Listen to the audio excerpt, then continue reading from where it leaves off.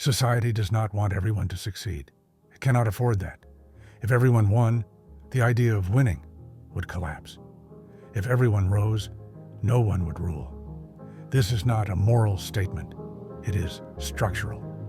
Every system needs contrast, above and below, superior and inferior, leader and follower. Machiavelli understood this. Power depends on visible difference. Without inequality, authority has no shape. If no one fails, success has no meaning. If no one obeys, control has no function. So society quietly produces losers. Not always, intentionally, but inevitably. Look at any hierarchy. Wealth, beauty, education, influence. They only exist because most people are beneath them. A winner only exists because someone else is ranked lower. Marcus Aurelius warned about this comparison. He said, most people live as if the crowd's opinion were law. They measure themselves by rank, by applause, by position. But these measures are not natural. They are invented. And once invented, they require sacrifice. For every admired figure, there must be the ordinary mass. For every success story, there must be silent failure. Society cannot motivate without examples. It needs heroes, failures, cautionary tales. So it sorts people, not by virtue, but by visible outcome. Machiavelli would say this is how stability is preserved. People accept inequality if they believe the ladder is fair. But the ladder only works if most never reach the top. So the system depends on disappointment. It depends on comparison. It depends on people believing their worth is measured by position. Marcus would call this slavery. Not physical slavery, but mental. Being ruled by external rank instead of inner discipline. A person becomes a loser, not when they lack money, but when they accept society's definition of success. Because once you accept that scale, you must accept its bottom, and someone must stand there. The uncomfortable truth is this: society does not collapse because people lose. It organizes itself because they do. Without losers, there would be no winners. Without hierarchy, there would be no ambition. Without failure, there would be no obedience. So the system does not remove losers. It requires them, not as individuals, but as a category. And most people never question which category they were trained to accept. People are not born losers. They are taught what losing looks like. And once taught, they begin to play the role. Epictetus said people suffer not from events, but from the judgments they attach to them. Society supplies those judgments. It says, this job is failure, this income is shame, this lifestyle is inferior. So people internalize it. They begin to describe themselves through deficit. I am behind. I am less. I did not make it. This creates something useful: compliance. A person who feels inferior does not challenge the rules. They explain their position instead. Seneca noticed this too. He said, envy multiplies suffering. Not because others have more, but because desire has no limit. When people compare constantly, someone must feel beneath, and that feeling produces behavior: resentment, withdrawal, submission, bitterness, excuse-making. Society does not need everyone to believe they are capable. It only needs them to believe the hierarchy is real. So it teaches comparison early: grades, scores, ranks, followers, income. And through these measures, it creates mental categories: winner, average, loser. Once these ideas settle in the mind, they no longer need enforcement. The individual enforces them. They say, I am not like them. This is not for me. People like me don't succeed. Epictetus would say this is voluntary imprisonment. The mind accepts an external ranking as internal truth. And this is where society benefits. because a person who believes they are below will not demand to be above. They will try to survive, not to lead. They will cope, not confront. They will adapt, not resist. Seneca believed the poorest man is the one who wants more than he needs, but society teaches that need is infinite. So most people feel behind by design, not because they truly lack, but because the scale never ends. This creates a permanent class of psychological losers, not broken people, but people convinced they are unfinished, and unfinished people are easy to manage. They seek approval. They chase validation. They fear exclusion, so they remain inside the structure that defined them. The Stoics warned that true loss is not external defeat, but internal dependence. Yet most people never lose materially. They lose philosophically. They accept a role written by comparison. And once that role is accepted, society no longer needs to defeat them. They defeat themselves. Power does not grow where everyone is equal.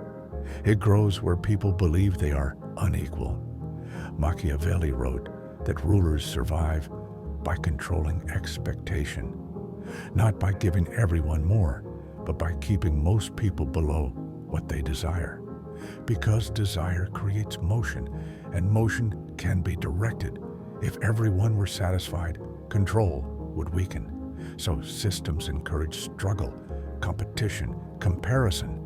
They tell people, climb, but design the ladder so most never do. Nietzsche noticed something darker.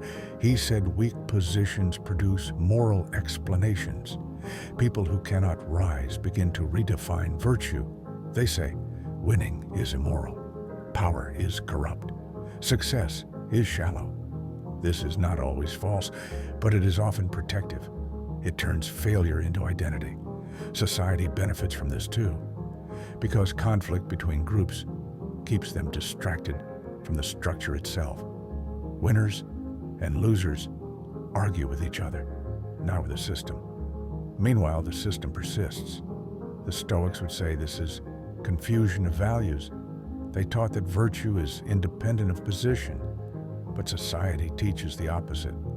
Position defines worth, so power becomes visible, and virtue becomes invisible.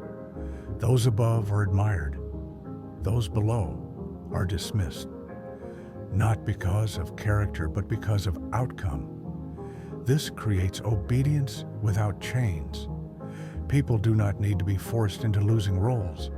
They fear leaving them, because leaving them means facing uncertainty without excuses. So they remain. Machiavelli would call this functional order. The Stoics would call it mental captivity. Nietzsche would call it resentment. Different words, same structure. Society does not collapse when people fail. It stabilizes, because hierarchy clarifies power, because inequality creates meaning, because losers define winners. This is not cruelty, it is mechanics. And once you see it, you see why society does not rush to remove the category of loser. It only reshapes it. Different jobs, different classes, different labels, but always the same function. Someone must fall behind so someone else can rise. And most people never question which side they were trained to accept.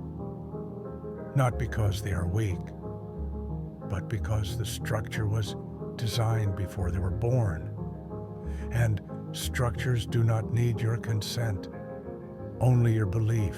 A society where everyone wins cannot be controlled. Power only works when people believe they are beneath someone else. Machiavelli understood this clearly. He did not believe stability came from justice. He believed it came from order. And order requires position. Someone must rule. Someone must obey. Someone must fail, so someone else appears to succeed. If all people felt equal in power, they would not accept commands. They would not accept hierarchy. They would not accept limits. So systems teach people early where they belong. through class, through money, through grades, through reputation. They do not say, "You are inferior." They say, "Work harder, wait your turn, trust the system." But the system cannot elevate everyone. It can only circulate hope. Hope keeps people obedient. Failure keeps them realistic. Machiavelli would say this is not cruelty, it is necessity. A ruler cannot depend on love alone. Fear and dependency are more reliable. When people believe they are close to winning, they tolerate losing longer. They do not revolt. They compete with each other instead. So the existence of losers protects authority. It shows people what happens when they fall out of line. It gives meaning to discipline. It gives weight to obedience. Nietzsche would say this creates herd behavior. People do not ask, "Is this system good?" They ask, "Am I doing better than the person below me?" And as long as someone is below them, they feel safe. So power is not maintained by force alone, but by comparison. And comparison requires losers. If no one were beneath, no one would accept being ruled. So society does not remove the lower ranks. It maintains them as a lesson, not in law, but an example. And most people never notice that the latter only exists because most never climb it. Losers do not disappear. They change the meaning of winning. Nietzsche saw this clearly. When people cannot rise, they redefine virtue. They call strength oppression. They call ambition greed. They call success corruption. This is not always false, but it is often defensive. It turns inability into morality. Instead of saying, "I cannot reach this," they say, "This is wrong to want." This is how resentment is born. Resentment is not anger. It is moralized failure. It takes loss and gives it dignity. Nietzsche believes societies need this to stay balanced, because if all frustration turned into rebellion, order would collapse. So resentment becomes culture. It teaches people to hate what they cannot be. And in doing so, it keeps them in place. They do not attack the system. They attack the winners. And the system remains untouched. Machiavelli would say this is useful. It redirects hostility away from power and towards symbols. The strong become villains. The rich become monsters. The successful become targets. Meanwhile, the structure that creates both is ignored. So society needs losers, not just to define winners, but to create moral conflict. Losers provide the narrative. Winners provide the contrast. The system provides a stage. Nietzsche warned that this produces a sick culture, one that worships weakness and punishes excellence. But he also knew it was inevitable. Where there is hierarchy, there will be resentment. And where there is resentment, there will be moral war. This keeps people busy judging, busy blaming, busy defending, not questioning. So losers are not only economic, they're psychological. They carry the emotional weight of the system. They turn loss into identity. And identity is harder to change than position. That is why societies do not remove losers. They transform them into moral characters, victims, underdogs, oppressed, not to free them, but to give their role a story. And stories keep people loyal longer than chains. A system does not survive by being fair. It survives by appearing fair. If people believed the hierarchy was fixed, they would stop obeying it. So society tells them anyone can rise, but designs reality so most never do. This creates the illusion of merit. Machiavelli would say this illusion is more powerful than force, because people who believe they chose their position will defend it, even when it hurts them. They will say, I just need more time. I just need more effort. I just need better luck. They will not say, the game is designed for me to lose. Nietzsche would say this produces a tragic psychology. People blame themselves for structural limits. They turn failure inward instead of outward. They feel shame instead of anger. And shame is easier to manage than rebellion. So the system produces controlled disappointment, enough loss to keep people striving, enough hope to keep them compliant. Too much loss creates revolt. Too much success creates independence. So balance is required. A constant supply of almost winners. People who nearly escape. People who nearly rise. People who nearly matter. These are the ideal losers. Not defeated, but delayed. Not crushed, but chasing. They work harder. They compete more. They consume belief. And belief is the fuel of order. Nietzsche warned that this creates a hollow culture, one obsessed with status, but empty of meaning.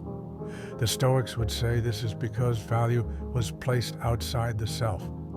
But the system prefers that. A person who measures worth by inner discipline is hard to control. A person who measures worth by rank is easy to move. So society does not only need losers, it needs people who believe they might stop being losers. That hope is more useful than success itself. And that is the final trick. Not keeping people down, but keeping them climbing a ladder that never ends.